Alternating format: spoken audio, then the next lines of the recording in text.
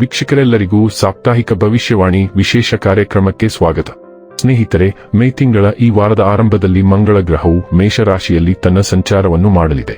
ಮಂಗಳ ಗ್ರಹವು ತನ್ನದೇ ರಾಶಿಯಲ್ಲಿ ಚಲಿಸುವ ಮೂಲಕ ರುಚಕ ರಾಜಯೋಗದ ನಿರ್ಮಾಣವಾಗುವುದು. ಜೊತೆಗೆ ಮೇಷರಾಶಿಯಲ್ಲಿ ಸೂರ್ಯನು ಕೂಡ ಚಲಿಸಲಿದ್ದಾನೆ. ಹಾಗಾಗಿ ಸೂರ್ಯ ಮಂಗಳನ ಸಂಯೋಗದಿಂದ ಆದಿತ್ಯ ಮಂಗಳ ಯೋಗದ ನಿರ್ಮಾಣವೂ ಕೂಡ ಆಗಲಿದೆ. ಜ್ಯೋತಿಷ್ಯ ಶಾಸ್ತ್ರದಲ್ಲಿ ಈ ಎರಡು ರಾಜಯೋಗಗಳನ್ನು ಬಹಳ ಶಕ್ತಿಶಾಲಿಯಾದ ಯೋಗಗಳು ಎಂದು ಕರೆಯಲಾಗುತ್ತದೆ. ಮೇ 11ರಿಂದ ಮೇ 17ರವರೆಗಿನ ಧನು ರಾಶಿಯವರ ಭವಿಷ್ಯವನ್ನು ತಿಳಿದುಕೊಳ್ಳೋಣ. ಈ ವಾರ ಧನು ರಾಶಿಯವರ ಫಲಾಫಲಗಳೇನು, ಗ್ರಹಗತಿಗಳು ಹೇಗಿರಲಿವೆ, ಕೌಟುಂಬಿಕ ಸಾಮಾಜಿಕ ಜೀವನ ಹಾಗೂ ವ್ಯಾಪಾರ ವಹಿವಾಟು ಹೇಗೆ ನಡೆಯಲಿದೆ, ಅಲ್ಲದೆ ಯಾವೆಲ್ಲ ಸಮಸ್ಯೆಗಳು ನಿಮ್ಮನ್ನು ಈ ಸಾಪ್ತಾಹಿಕದಲ್ಲಿ ಕಾಡಲಿವೆ, ಅವುಗಳಿಗೆ ಪರಿಹಾರಗಳೇನು ಎಂಬುದನ್ನು ತಿಳಿಯಲು ಈ ವಿಡಿಯೋವನ್ನು ಸಂಪೂರ್ಣವಾಗಿ ವೀಕ್ಷಿಸಿ. ನೀವಿನ್ನೂ ನಮ್ಮ ಚಾನೆಲ್ ಸಬ್ಸ್ಕ್ರೈಬ್ ಮಾಡದೇ ಇದ್ದರೆ ಕೂಡಲೇ ನಮ್ಮ ಚಾನೆಲ್ ಸಬ್ಸ್ಕ್ರೈಬ್ ಮಾಡಿ. ಹೆಚ್ಚಿನ ವಿಡಿಯೋ ಅಪ್ಡೇಟ್ಗಾಗಿ ಪಕ್ಕದ ಬೆಲ್ ಐಕಾನ್ ಬಟನ್ ಕ್ಲಿಕ್ ಮಾಡಿ. ವಂಶ ಪಾರಂಪರ್ಯ ಜ್ಯೋತಿಷ್ಯರು ನಂಬರ್ 1 ವಶೀಕರಣ ಸ್ಪೆಷಲಿಸ್ಟ್. ವೃತ್ತಿ, ಉದ್ಯೋಗ, ಮದುವೆ, ಹಣಕಾಸಿನ ಸಮಸ್ಯೆ, ವ್ಯಾಪಾರ, ಆರೋಗ್ಯ ಸಮಸ್ಯೆಗಳಿಗೆ ಫೋನಿನ ಮೂಲಕ ಪರಿಹಾರ. ಇಂದೇ ಕರೆ ಮಾಡಿ. ಸ್ನೇಹಿತರೆ, ಧನು ರಾಶಿಗೆ ಸೇರಿದ ಜನರು ಈ ವಾರ ತಮ್ಮ ಪ್ರೀತಿಯ ಜೀವನದಲ್ಲಿ ಸಂತೋಷದ ಅನುಭವವನ್ನು ಗಳಿಸುವರು. ಹಾಗೆ ಮನೆಯವರೊಂದಿಗೆ ಹೊರಗೆ ಸುತ್ತಾಡಲು ತೆರಳುವ ಅವಕಾಶ ಲಭಿಸುವುದು. ಜೊತೆಗೆ ಕೆಲಸದ ಸ್ಥಳದಲ್ಲಿ ಪ್ರಗತಿ ದೊರಕುವ ಸಂಭವ ಹೆಚ್ಚಾಗಿರುವುದು. ಆದರೆ ಯಾವುದಾದರೂ ವಿಷಯದಿಂದಾಗಿ ವಾರದ ಮಧ್ಯದಲ್ಲಿ ಮನಸ್ಸು ಅಶಾಂತಿಗೆ ಒಳಗಾಗಬಹುದು. ಆರೋಗ್ಯಕ್ಕೆ ಸಂಬಂಧಿಸಿದಂತೆ ಈ ಮೊದಲು ನಿಮ್ಮನ್ನು ಕಾಡುತ್ತಿದ್ದಂತಹ ಆರೋಗ್ಯ ಸಮಸ್ಯೆಯಿಂದ ಈ ವಾರ ನೀವು ಮುಕ್ತಿಯನ್ನು ಗಳಿಸುವಿರಿ. ಧನು ರಾಶಿಗೆ ಸೇರಿದ ಜನರು ಈ ವಾರ ತಮ್ಮ ಮನೆಯವರೊಂದಿಗೆ ಸಂತೋಷಮಯವಾದ ಕ್ಷಣಗಳನ್ನು ಕಳೆಯುವರು. ಜೊತೆಗೆ ಮನೆಯವರೊಂದಿಗೆ ಧಾರ್ಮಿಕ ಕಾರ್ಯಕ್ರಮದಲ್ಲಿ ಭಾಗವಹಿಸುವ ಉತ್ತಮ ಅವಕಾಶ ಲಭಿಸುವುದು. ಹಾಗೆ ಈ ಅವಧಿಯಲ್ಲಿ ನಿಮ್ಮ ಪ್ರೀತಿ ಪಾತ್ರರೊಂದಿಗೆ ಪ್ರಯಾಣಿಸುವ ಮನಸ್ಸು ಮಾಡುವಿರಿ. ಜೊತೆಗೆ ಆರ್ಥಿಕ ವಿಚಾರಗಳಿಗೆ ಸಂಬಂಧಿಸಿದಂತೆ ಖರ್ಚು ಹೆಚ್ಚಾಗುವ ಸಂಭವವಿದೆ. ಆದರೆ ನಿಮ್ಮ ಬುದ್ಧಿವಂತಿಕೆಯಿಂದ ನಿಮ್ಮ ಆರ್ಥಿಕ ಸ್ಥಿತಿ ಸುಧಾರಿಸುವುದು. ಚಂದ್ರ ರಾಶಿಗೆ ಹೋಲಿಸಿದರೆ ರಾಹು 3ನೇ ಮನೆಯಲ್ಲಿರುವುದರಿಂದ ಈ ವಾರ ಆರೋಗ್ಯದ ದೃಷ್ಟಿಯಿಂದ ತುಂಬಾ ಉತ್ತಮವಾಗಿರುತ್ತದೆ ಎಂದು ಹೇಳಬಹುದು. ಈ ಸಮಯದಲ್ಲಿ ಆರೋಗ್ಯದ ಬಗೆಗಿನ ನಿಮ್ಮ ಒಲವು ನಿಮ್ಮ ಅನೇಕ ರೋಗಗಳನ್ನು ತೊಡೆದುಹಾಕಲು ಪ್ರಯೋಜನಕಾರಿ ಎಂದು ಸಾಬೀತುಪಡಿಸುತ್ತದೆ. ಅಂತಹ ಪರಿಸ್ಥಿತಿಯಲ್ಲಿ ಯೋಗ ಮತ್ತು ವ್ಯಾಯಾಮವನ್ನು ಕಡಿಮೆ ಮಾಡಬೇಡಿ ಮತ್ತು ಸಾಧ್ಯವಾದಷ್ಟು ಹಸಿರು ಎಳೆಗಳ ತರಕಾರಿಯನ್ನು ಸೇವಿಸಿ. ಕುಟುಂಬದಲ್ಲಿ ಯಾವುದೇ ಮಂಗಳ ಕಾರ್ಯಕ್ರಮ ಅಥವಾ ಕಾರ್ಯವನ್ನು ಆಯೋಜಿಸುವ ಸಾಧ್ಯತೆ ಇದೆ. ಅದರ ಮೇಲೆ ನೀವು ನಿಮ್ಮ ಹೆಚ್ಚಿನ ಹಣವನ್ನು ಸಹ ಖರ್ಚು ಮಾಡಬೇಕಾಗುತ್ತದೆ. ಈ ಕಾರಣದಿಂದಾಗಿ ನಿಮ್ಮ ಆರ್ಥಿಕ ಪರಿಸ್ಥಿತಿ ಹದಗೆಡುವ ಸಾಧ್ಯತೆ ಇದೆ. ಇದರೊಂದಿಗೆ ನಿಮ್ಮ ಮಾನಸಿಕ ಒತ್ತಡವು ಹೆಚ್ಚಾಗುತ್ತದೆ. ಶನಿಯು ಚಂದ್ರ ರಾಶಿಗೆ ಹೋಲಿಸಿದರೆ 4ನೇ ಮನೆಯಲ್ಲಿರುವುದರಿಂದ ಈ ವಾರ ನಿಮ್ಮ ಹಣವನ್ನು ಅನಿವಾರ್ಯವಲ್ಲದ ವಿಷಯಗಳಿಗೆ ಖರ್ಚು ಮಾಡುವುದರಿಂದ ನಿಮ್ಮ ಹೆತ್ತವರು ಕೋಪಗೊಳ್ಳಬಹುದು. ಈ ಕಾರಣದಿಂದಾಗಿ ಅವರ ಬೈಯುವಿಕೆಯ ಜೊತೆಗೆ ನೀವು ಇತರ ಸದಸ್ಯರಲ್ಲಿ ಪ್ರಶ್ನೋತ್ತರ ಪರಿಸ್ಥಿತಿಗೆ ಸಿಲುಕುವ ಸಾಧ್ಯತೆ ಇದೆ.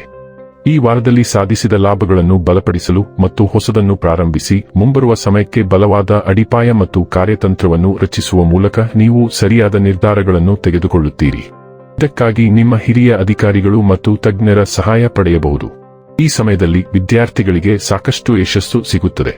ಇದರೊಂದಿಗೆ ನಿಮ್ಮ ಮೇಲೆ ಅನೇಕ ಶುಭ ಗ್ರಹಗಳ ಪ್ರಭಾವವು ನಿಮಗೆ ಉತ್ತಮ ಫಲಿತಾಂಶಗಳನ್ನು ನೀಡಲು ಸಹ ಕೆಲಸ ಮಾಡುತ್ತದೆ. ಆದ್ದರಿಂದ ಶಿಕ್ಷಣಕ್ಕಾಗಿ ವಿದೇಶಕ್ಕೆ ಹೋಗುವ ಕನಸು ಕಾಣುತ್ತಿರುವ ವಿದ್ಯಾರ್ಥಿಗಳು ಗ್ರಹಗಳ ಈ ಶುಭಾಂಶದಿಂದಾಗಿ ತಮ್ಮ ನೆಚ್ಚಿನ ಶಾಲೆಗಳು ಮತ್ತು ಕಾಲೇಜುಗಳಲ್ಲಿ ಪ್ರವೇಶ ಪಡೆಯಲು ಸಾಧ್ಯವಾಗುತ್ತದೆ. 5ನೇ ಮನೆಯ ಮೂಲಕ ಮಂಗಳನ ಸಂಚಾರವು ನಿಮ್ಮ ಸೃಜನಶೀಲ ಸ್ವಾಭಿವ್ಯಕ್ತಿಯನ್ನು ತೀವ್ರಗೊಳಿಸುತ್ತದೆ. ಆದ್ದರಿಂದ ನೀವು ನಿಮ್ಮ ಸೃಜನಶೀಲ ಕೌಶಲ್ಯಗಳನ್ನು ಬೆನ್ನಟ್ಟುತ್ತೀರಿ. ಧನು ರಾಶಿ ಸ್ಥಳೀಯರು ವಿಶೇಷ ವ್ಯಕ್ತಿಯನ್ನು ಹುಡುಕಲು ಹತ್ತಿರದ ಸಮಯವನ್ನು ಹೊಂದಿರುತ್ತಾರೆ, ಆದರೆ ಇದು ಗಂಭೀರ ಸಂಬಂಧವಾಗಿ ಅರಳದಿರಬಹುದು. ನೀವು ನಿಮ್ಮ ಮಕ್ಕಳಿಗಾಗಿ ಅಥವಾ ಯುವ ಗುಂಪುಗಳೊಂದಿಗೆ ಕೆಲವು ಅವಧಿಗಳಿಗೆ ಹಾಜರಾಗುತ್ತೀರಿ. ಹೂಡಿಕೆ ಯೋಜನೆಗಳಲ್ಲಿ ದೊಡ್ಡ ಅಪಾಯವಿರುತ್ತದೆ, ಆದ್ದರಿಂದ ದಯವಿಟ್ಟು ಅಂತಹ ವಿಷಯಗಳನ್ನು ತಪ್ಪಿಸಿ. ಹೊಸ ಸ್ನೇಹಿತರು ಬರಬಹುದು ಮತ್ತು ನೀವು ನಿಮ್ಮ ಸ್ನೇಹಿತರೊಂದಿಗೆ ಕೆಲವು ಕಾರ್ಯಕ್ರಮಗಳಿಗೆ ಸಹ ಹಾಜರಾಗುತ್ತೀರಿ. ನಿಮ್ಮ ಗುರಿಗಳಿಗೆ ಉತ್ತಮ ಆಕಾರ ನೀಡುವ ಸಮಾನ ಮನಸ್ಸಿನ ಜನರನ್ನು ಹುಡುಕಲು ಇದು ಉತ್ತಮ ಸಮಯ. ಮೇ ತಿಂಗಳ ಅಮಾವಾಸ್ಯೆ 6ನೇ ಮನೆಯಲ್ಲಿ ಉದಯಿಸುವುದರಿಂದ ಕೆಲಸದಲ್ಲಿ ಹೊಸ ಯೋಜನೆಗಳು ಇರುತ್ತವೆ, ಏಕೆಂದರೆ ಅಮಾವಾಸ್ಯೆ ಹೊಸ ಆರಂಭಗಳನ್ನು ಸೂಚಿಸುತ್ತದೆ. ಹೊಸ ಯೋಜನೆ, ಹೊಸ ವೇಳಾಪಟ್ಟಿ ಅಥವಾ ಹೊಸ ಕೆಲಸದ ಪಾತ್ರವು ಅಭಿವೃದ್ಧಿ ಹೊಂದಲು ಪ್ರಾರಂಭಿಸುತ್ತದೆ. ಆದ್ದರಿಂದ ನೀವು ಅವುಗಳನ್ನು ತಪ್ಪಿಸಿಕೊಳ್ಳದಂತೆ ಎಚ್ಚರವಾಗಿರುತ್ತೀರಿ. ಅಮಾವಾಸ್ಯೆಯ ಪ್ರಭಾವ ಮುಂದಿನ 6 ತಿಂಗಳವರೆಗೆ ಇರುತ್ತದೆ. ಆದ್ದರಿಂದ ಉದ್ಯೋಗಾಕಾಂಕ್ಷಿಗಳು ಹೊಸ ಉದ್ಯೋಗವನ್ನು ಹುಡುಕಲು ಸಾಧ್ಯವಾದಷ್ಟು ಬೇಗ ಸಮಯವನ್ನು ಹೊಂದಿರುತ್ತಾರೆ. ಆಹಾರ ಸಮಸ್ಯೆಗಳ ಸಾಧ್ಯತೆ ಇರುವುದರಿಂದ ನಿಮ್ಮ ಆರೋಗ್ಯವು ಬಹಳ ಮುಖ್ಯವಾಗಿರುತ್ತದೆ. ನೀವು ಕೆಲವು ಆರೋಗ್ಯ ಸಮಸ್ಯೆಗಳೊಂದಿಗೆ ಹೋರಾಡುತ್ತಿದ್ದರೆ ಮುಂದಿನ 6 ತಿಂಗಳಲ್ಲಿ ನಿಮಗೆ ಪರಿಹಾರ ಸಿಗುತ್ತದೆ. ನಿಮ್ಮ 7ನೇ ಮನೆಯು ಸುಂದರವಾದ ಶುಕ್ರ ಸಂಚಾರದಿಂದ ಪ್ರಚೋದಿಸಲ್ಪಡುತ್ತದೆ. ಆದ್ದರಿಂದ ನಿಮಗೆ ಹೊಸ ಸಂಬಂಧಗಳನ್ನು ಕಂಡುಕೊಳ್ಳಲು ಹಲವು ಅವಕಾಶಗಳು ಸಿಗುತ್ತವೆ. ಹೊಸ ಸಂಪರ್ಕಗಳು ರೂಪುಗೊಳ್ಳಬಹುದು ಮತ್ತು ಕೆಲವು ಹಳೆಯ ಸಂಪರ್ಕಗಳು ಅವುಗಳ ಸುತ್ತಲೂ ವಿಭಿನ್ನ ಶಕ್ತಿಯೊಂದಿಗೆ ಮರಳಬಹುದು. ಒಪ್ಪಂದಗಳು ಮತ್ತು ಪರಸ್ಪರ ವ್ಯವಹಾರಗಳು ಅವಕಾಶಗಳನ್ನು ತರುತ್ತವೆ, ಆದರೂ ವಿವರಗಳನ್ನು ಎಚ್ಚರಿಕೆಯಿಂದ ಓದುವುದು ಮುಖ್ಯ. ನೀವು ಕೆಲವು ಸಂಬಂಧ ಸಮಸ್ಯೆಗಳನ್ನು ಎದುರಿಸುತ್ತಿದ್ದರೆ ಈ ಶುಕ್ರವು ಪರಿಹಾರಗಳನ್ನು ತರುತ್ತದೆ. ಒಂದು ಸೆಳವು ಮತ್ತು ಮೋಡಿ ಇರುತ್ತದೆ ಮತ್ತು ಜನರು ಅದರ ಕಡೆಗೆ ಆಕರ್ಷಿತರಾಗುತ್ತಾರೆ. ಆದ್ದರಿಂದ ಈ ಸಮಯವನ್ನು ಬುದ್ಧಿವಂತಿಕೆಯಿಂದ ಬಳಸಿ. ನೀವು ವೈಯಕ್ತಿಕ ಮತ್ತು ವೃತ್ತಿಪರ ಕಾರಣಗಳಿಗಾಗಿ ಸಾಮಾಜಿಕ ಕೂಟಗಳಿಗೆ ಹಾಜರಾಗುತ್ತೀರಿ, ಆದರೆ ದಯವಿಟ್ಟು ಹೆಚ್ಚು ಹಂಚಿಕೊಳ್ಳುವುದನ್ನು ತಪ್ಪಿಸಿ. ಇನ್ನು ಕೊನೆಯದಾಗಿ ಮಾಡಿಕೊಳ್ಳಬೇಕಾದ ಉಪಾಯಗಳ ಕುರಿತು ನೋಡುವುದಾದರೆ, ಗುರುವಾರದಂದು ವೃದ್ಧ ಬ್ರಾಹ್ಮಣನಿಗೆ ಆಹಾರವನ್ನು ದಾನ ಮಾಡಿ.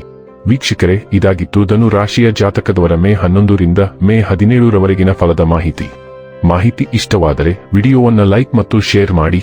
ಹಾಗೆ ಚಾನೆಲ್ ಸಬ್ಸ್ಕ್ರೈಬ್ ಮಾಡುವುದರ ಜೊತೆಗೆ ನಿರಂತರ ವಿಡಿಯೋ ಅಪ್ಡೇಟ್ಸ್ಗಳಿಗಾಗಿ ಪಕ್ಕದ ಬೆಲ್ ಐಕಾನ್ ಕ್ಲಿಕ್ ಮಾಡಿ.